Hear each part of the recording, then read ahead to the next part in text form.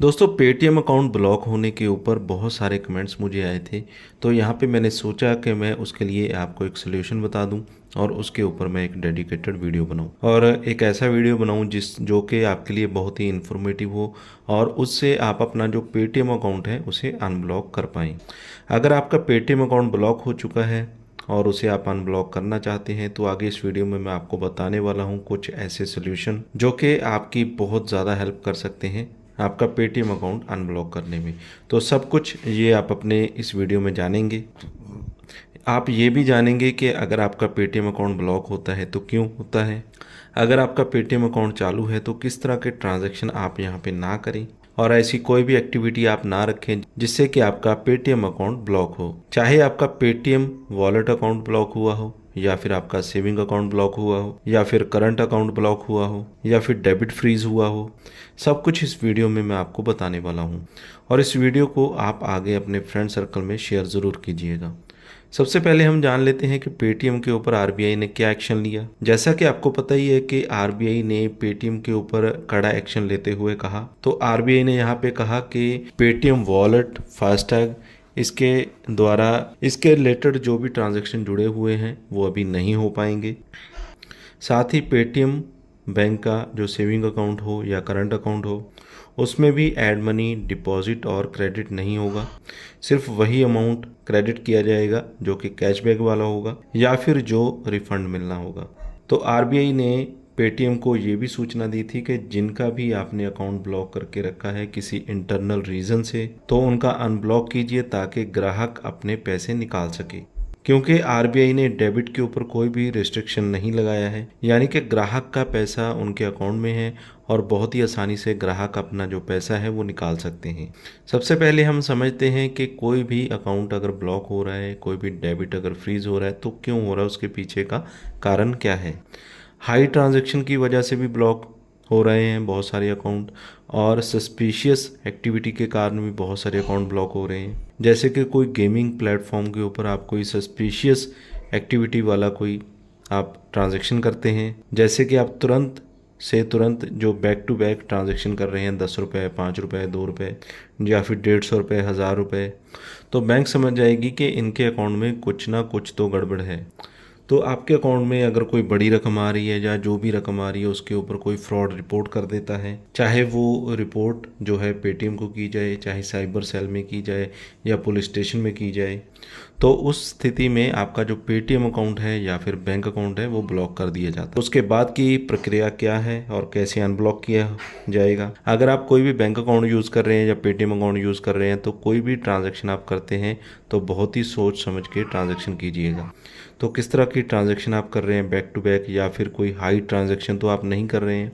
इनकी जो नियम और शर्तें हैं उनको आप फॉलो करके ट्रांजैक्शन कर रहे हैं या नहीं, या फिर उसके विरुद्ध आप जा रहे हैं। तो अकाउंट को अनब्लॉक करने के लिए सबसे पहले तो पेटीएम के कस्टमर केयर पे आप कांटेक्ट करेंगे। तो आपने घबराना नहीं है कि अगर आपने कांटेक्ट कर लिया फिर भी अनब्लॉक नहीं हुआ है, तो उसका भी सोल्यूशन मैं आपको बताने वाला हूँ। लेकिन इसके प्रोसेस को आप पहले जान लीजिए। अगर आपका पेटीएम अकाउंट ब्लॉक हो गया है तो पेटीएम के कस्टमर केयर से आप संपर्क करेंगे, तो उनकी तरफ से क्या कुछ कहा जाता है उसके अकॉर्डिंग आप चलेंगे। अगर उनकी तरफ से आपके ट्रांजैक्शन का डिटेल मांगा जाता है तो आप उनको जो डिटेल्स हैं वो सबमिट करेंगे, यानी कि उनको दिखाएंगे। अगर आपसे डॉक्यूमेंट मांगा जाता है, री केवाईसी करवाया जाता है, तो आप री केवाईसी वेरिफिकेशन करवाएंगे। तो उसके बाद आप धैर्य भी रखेंगे, घबराने की बात नहीं है, आपको वेट करना है और सत्यापन होने के बाद आपका जो अकाउंट है वो अनब्लॉक कर दिया जाता है। अगर आपका पेटीएम अकाउंट ब्लॉक हुआ है तो आप कस्टमर केयर से पूछिए कि किस कारण से आपका जो पेटीएम अकाउंट है वो ब्लॉक किया गया है, कोई फ्रॉड रिपोर्ट हुआ है या फिर कोई सस्पिशियस एक्टिविटी है। तो अगर बताया जाता है कि किसी ने आपके खिलाफ कंप्लेंट की है, वो साइबर सेल में या पुलिस स्टेशन में कहीं भी हो सकती है, वहाँ से हमारे पास रिपोर्ट आई है, तो आपका जो अकाउंट है वो ब्लॉक किया गया है, तो इस स्थिति में आपको थोड़ा सा यहाँ पे परेशानी हो सकती है। तो इस केस में ये होगा कि अगर पुलिस के द्वारा या साइबर सेल के द्वारा ये रिपोर्ट किया गया है कि आपका अकाउंट ब्लॉक किया जाए, तो पूरी वेरिफिकेशन होगी, पूरा जांच पड़ताल किया जाएगा, उसके बाद ही आपका जो अकाउंट है वो अनब्लॉक हो पाएगा।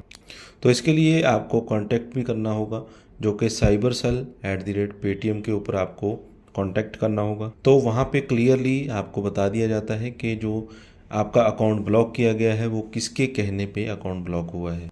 साइबर सेल या साइबर सिक्योरिटी की तरफ से आपका अकाउंट ब्लॉक किया गया है या फिर पुलिस की तरफ से आपका अकाउंट ब्लॉक किया गया है, तो उनसे आप संपर्क करने की डिटेल भी मांगिए। अगर पुलिस के द्वारा अकाउंट ब्लॉक किया गया है तो इसकी डिटेल भी वो आपको देंगे। तो अगर आपके ऊपर किसी ने झूठा एलिगेशन लगाया, झूठी कंप्लेंट की है, तो इस केस में आपको सफाई देनी होगी, यानी कि अपना पक्ष आपको रखना होगा। तो यहाँ पे आपको क्लियर करना होगा कि हाँ ये मेरा अकाउंट है, जो जो भी ट्रांजैक्शन आपने की है वो आपको दिखानी होंगी और बताना होगा कि जो जो मैंने ट्रांजैक्शन की है वो बिल्कुल एकदम एक्यूरेट हैं और सही हैं। जो भी किसी ने फ्रॉड वाली रिपोर्ट दर्ज करवाई है तो उनसे भी आप बात कर सकते हैं। तो फिर वो सत्यापन करेंगे और उसके बाद पेटीएम को ऑर्डर दिया जाएगा कि हाँ आप इनका जो अकाउंट है वो अनब्लॉक कर दीजिए, पूरा जो मैटर है वो सॉर्ट आउट हो चुका है। तब जाकर पेटीएम आपका जो अकाउंट है उसे अनब्लॉक करेगा।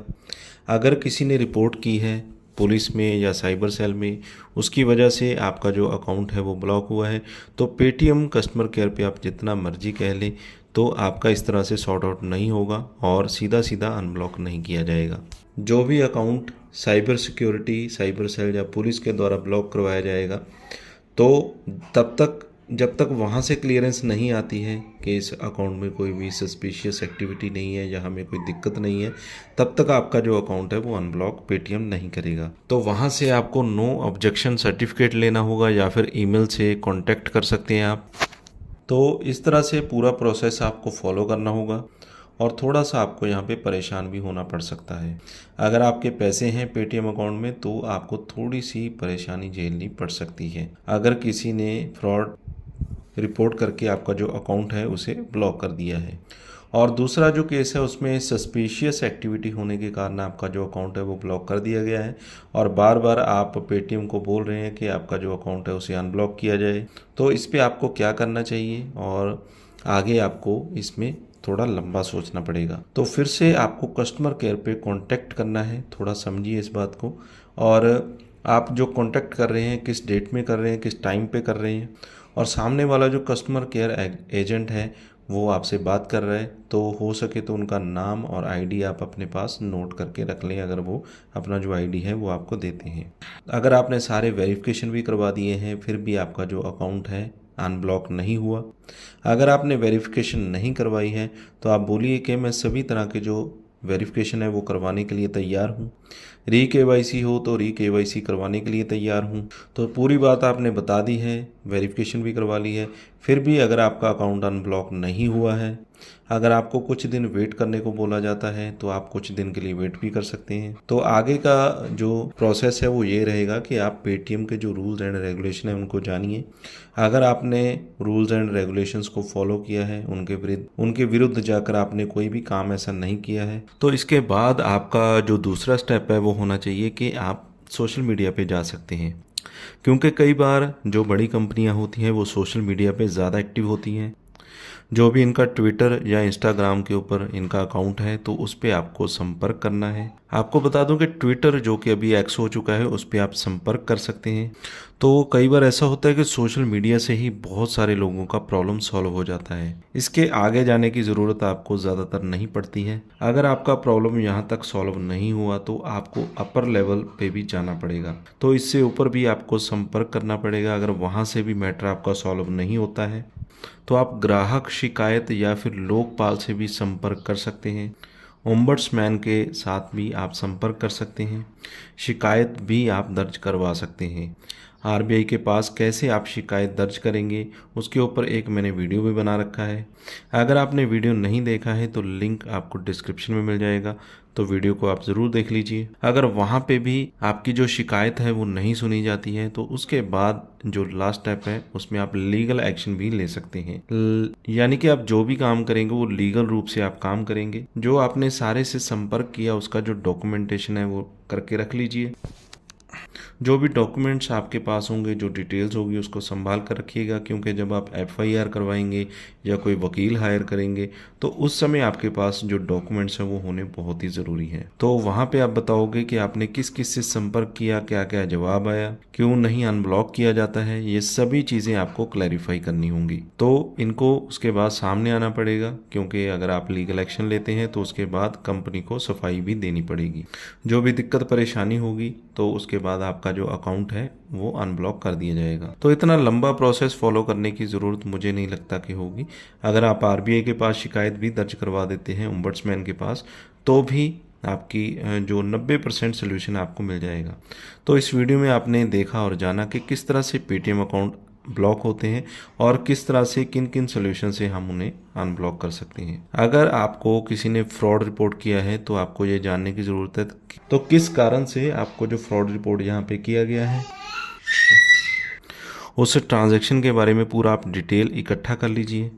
जिसने भी आपको रिपोर्ट किया है तो पॉसिबल हो तो उससे आप संपर्क कीजिए, तो उनसे भी आप बातचीत कर सकते हैं, तो उससे भी आपका जो प्रॉब्लम है वो सॉल्व हो जाएगा। तो वहाँ से आपको वो पर्सन या वो फर्म आपको एनओसी दे सकती है, तो वो एनओसी आप पेटीएम को दे सकते हैं। तो उसके बाद भी आपका जो अकाउंट है वो अनब्लॉक कर दिया जाता है। तो फिलहाल आपको जितने भी मैंने सोल्यूशन बताए हैं तो 1 बाय 1 आप अपने स्टेप अपने हिसाब से देख लीजिए। जहाँ पे भी आपका सोल्यूशन हो रहा है उस हिसाब से आप अलग अलग सोल्यूशन यहाँ पे कर सकते हैं।